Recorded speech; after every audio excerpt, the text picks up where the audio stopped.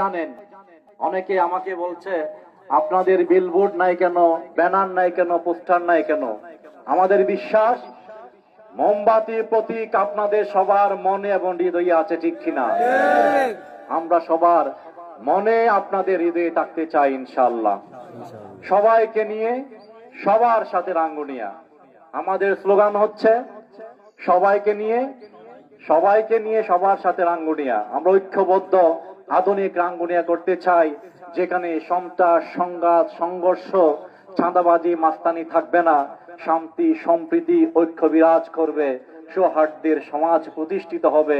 যেই সমাজ, যে শান্তি, যে সম্প্রীতি, যে শাশ্বত সমাজ দর্শন প্রদান করেছে এই দরবারের যে আকাবিরিনে কেরাম, এখানে আমাদের মুসলমান, হিন্দু, বৌদ্ধ সবাই একাকার হয়ে যায় আল্লাহর ওলিদের মাজারে পাক এসে।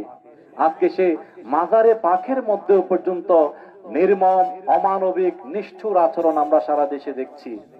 সাধারণ মানুষ বুঝতে পেরেছে কারা শান্তির পক্ষে, সম্প্রীতির পক্ষে, আর কারা উগ্রবাদ, সন্ত্রাস, সংঘর্ষের পক্ষে।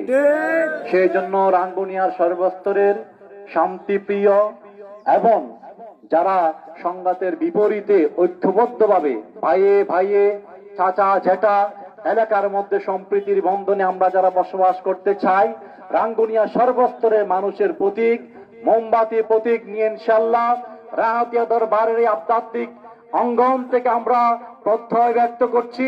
রাঙ্গুনিয়ার প্রত্যেকটা ঘরে ঘরে শান্তির বার্তা আমরা নিয়ে গিয়েছি। এই শান্তির মেসেজ দিয়ে যাব আগামী সংসদের মধ্যে।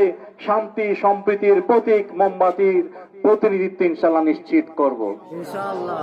আপনারা সবাই থাকবেন তো ইনশাআল্লাহ একসাথে? ইনশাআল্লাহ। আল্লাহ পাক আমাদের সবাইকে কবুল করুন।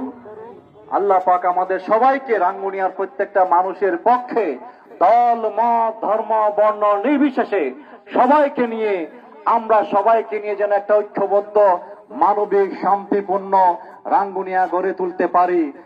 যে দলই করেন না কেন, একাধিক ক্যান্ডিডেট আছে, প্রার্থী আছে, সবাই আমার ভাই, সবাই আমার সহকর্মী।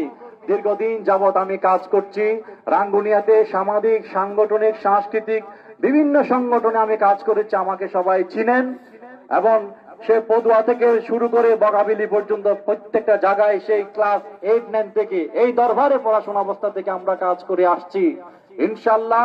চট্টগ্রাম শহরে যখন ছিলাম, চট্টগ্রামে শহরে বসবাসরত রাঙ্গুনিয়ার তরুণ সমাজ নিয়ে কাজ করছি। ঢাকা সুপ্রিম কোর্ট আইনজীবী হিসেবে থাকলেও ঢাকাতে রাঙ্গুনিয়া যারা অধিবাসী আছে তাদের নিয়ে কাজ করছি।